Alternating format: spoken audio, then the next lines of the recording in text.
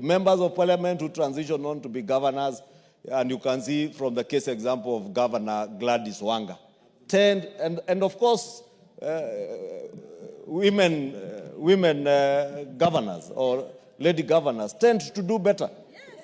How I wish Kiambu we could get a lady governor. I've been told Kenyans absolutely have near down the line because money was not applied, public resources were not applied in an efficient, accountable, transparent, effective, and in a manner that ensured there was value for money. Then a year down the line, a road that was done to bitumen standards when it was a Maram road, Honorable Speaker. And we have seen it across the board, Honorable Speaker.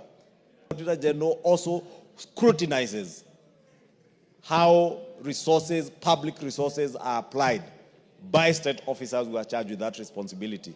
Members of parliament, all these members of parliament bear the brunt of the public when roads are impassable. I witnessed, Honorable Speaker, the other day, an MCA, I think in Mlolongo, in Mavoko, being forced by members of the public, his own constituents, to walk through ponds of water because they feel it is the MCA who is failing them. But they forget the MCA, as a member of the county assembly, has no resources to apply in the implementation of government projects. If anything, the person they should have made to walk through that pond of water is either their governor or the county executive member in charge of roads. Tomorrow, Honorable Speaker, these members of parliament will be made to walk through ponds of water again by their constituents who fail to understand that it is the same public who have told us, even under NGCDF or even under the roads board money for the fuel levy, move out of implementation. The courts have agreed with everybody that members of parliament, their key responsibilities revolve around legislating what we are doing now with the Office of the Auditor General. 2, oversight. 3, representation. And I have seen members even this afternoon representing their people saying that there are certain roads, billions, hundreds of billions have been allocated to a few counties and not other counties and the constituencies, Honorable Speaker. And I see the member for Alda is saying Kiambu. Kiambu, I can tell her, the billions you will see in Kiambu are trunk roads. The highway running from Westlands, from ABC, all the way to Rironi.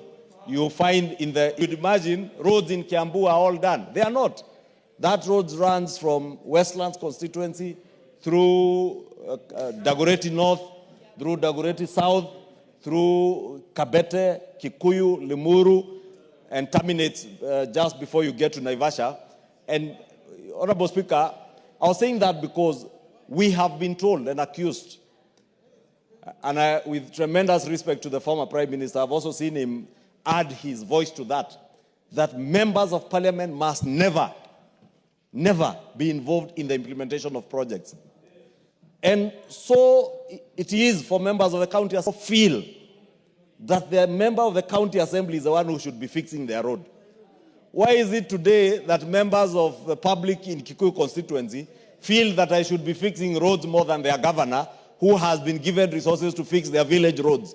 But they will keep coming to the members of parliament because members of parliament are not just efficient and effective in the application of public resources that have been, they superintend in NGCDF by oversight through NGCDF. And so it is through CRC. If you go to all the 290 constituencies, and I've been around this country as we tangatangad, Honorable Speaker, and I still continue to tangatanga across the country, I can tell you, every other constituency you visit in this country, if you find a road being maintained, whether it is a Maram road or a bitumen standard road that is being sealed potholes, it will not be accounted by a county government. It will be through the constituency roads committees or through KERA or through KURA or through KENHA. Honorable Speaker, I'm saying this because, as I said, I will not be shocked if tomorrow a member of parliament is made to walk through mud by his or her constituents. which is very unfair, Honorable Speaker, because these MPs have no money to fix roads. But the people who are charged with fixing roads, those at Kera, those at Kura, those at Kenha, then implement these projects in a manner that is all these road agencies. Honorable Speaker, the only person we can ensure is able to catch these thieves is the Office of the Auditor General.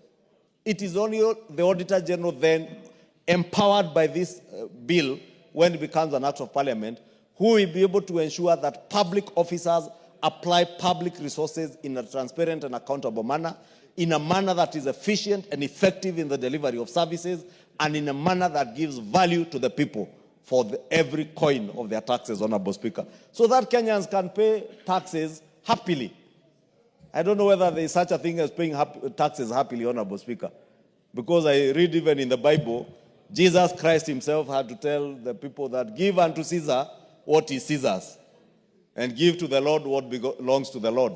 That tells you that even in those ancient times, at the time of Jesus Christ, people are not happy to pay to Caesar, they are not happy to pay taxes.